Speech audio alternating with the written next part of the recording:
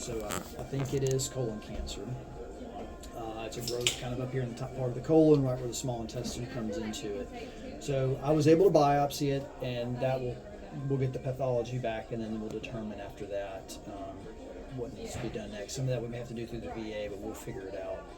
But it involves getting some scans and imaging done to kind of look at the rest of the body to see if there's any lymph nodes or spread anywhere, and then ultimately after that see a surgeon, and hopefully this can be removed, and colon cancer can be treatable, can be cured in fact if we catch it early enough. So that'll be the goal, is get you in to see a surgeon as quickly as we can, as soon as I get the pathology back.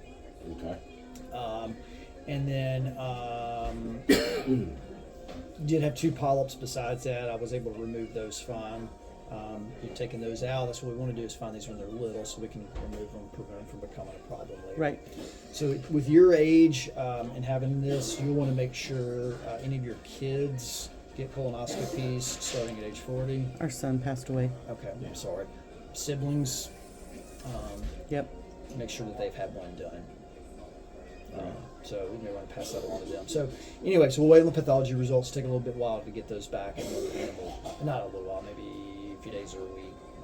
Hopefully maybe by the end of the week if things go smoothly, and then we'll circle back up. A little diverticulosis in there. That's little pockets that stick out where there's a weak spot. Yeah, no big deal. And then up top, which we were also doing just because of the anemia.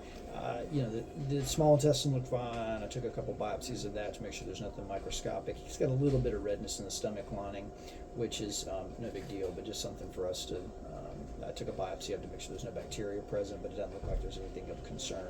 And he had a few polyps in the stomach. Those are generally not precancerous like colon polyps, so I usually just take a few biopsies, leave it at that, and move on. So we'll wait on that pathology too.